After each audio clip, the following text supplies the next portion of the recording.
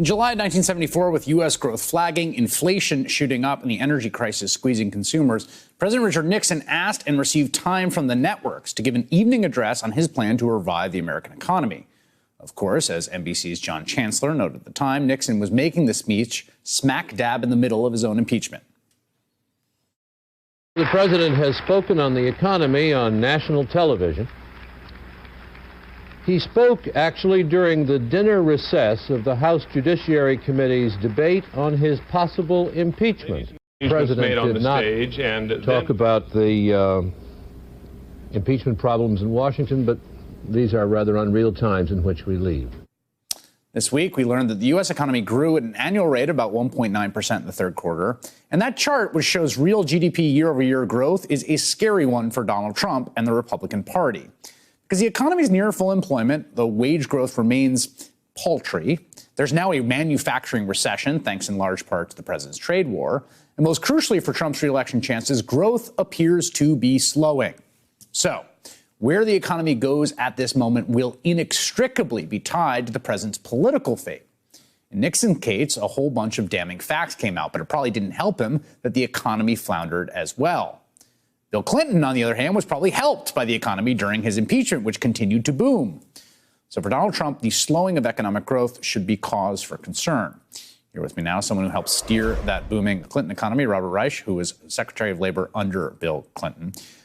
Where do you see we got another rate cut from the Feds, from the Federal Reserve? They think there's a possibility of a slowdown. We saw GDP growth not super robust. We know the economy is sort of near full employment. Where do you see things right now?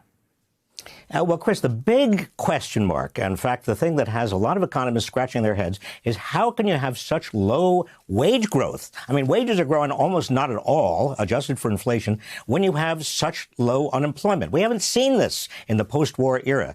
At the same time, you've got an economy that is showing all sorts of signs of slowing down. And this must be, as you said, scary to Donald Trump and Republicans.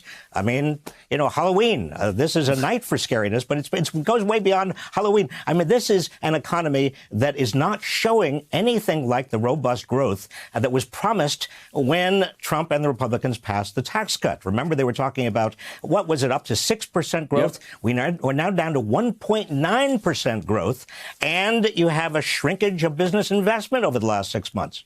Yeah, let's talk about that. One of the arguments made on the tax cut, one of the prime ones, was this will boost investment. Investment will lead to higher growth, which will boost wages. I want to just play listen to how often this argument is being made about business investment. Take a listen.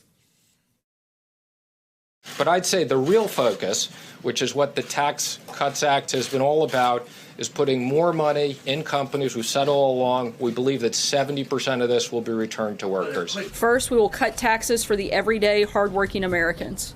Second, we will make the tax code simple, fair, and easy to understand.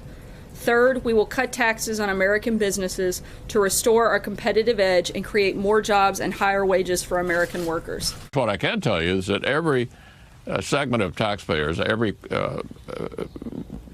category of taxpayers, on average, gets significant relief.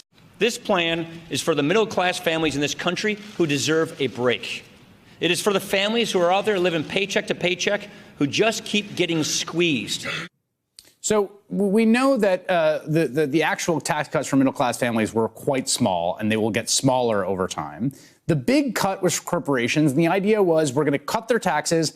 They're going to invest a lot. What has happened to business investment since we passed the tax cut? Business investment, actually almost nothing, Chris. The big news there is that businesses used most of the tax savings to buy back their shares of stock, which created a kind of sugar high in the stock market for a time.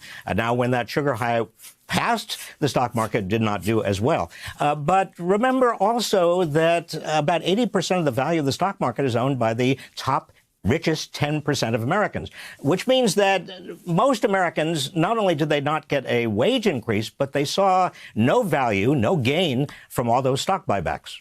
There's also this manufacturing recession, which is really fascinating to me, because there was a manufacturing recession that happens in basically 2015 and 2016, and I think that had to do with sort of commodity prices and energy prices.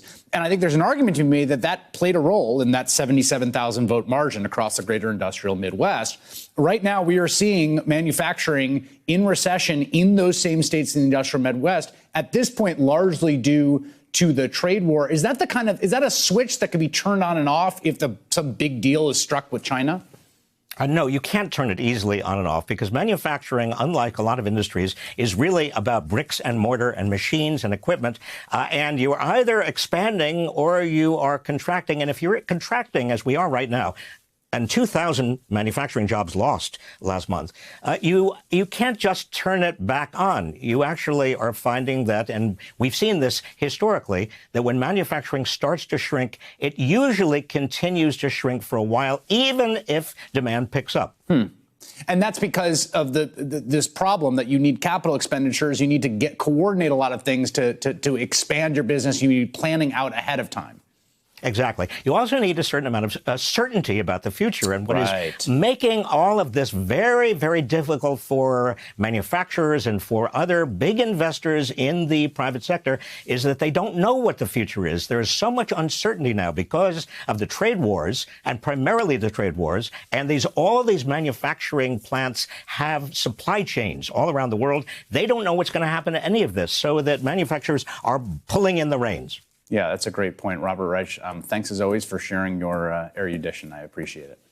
Hey there, I'm Chris Hayes from MSNBC. Thanks for watching MSNBC on YouTube. If you want to keep up to date with the videos we're putting out, you can click subscribe just below me, or click over on this list to see lots of other great videos.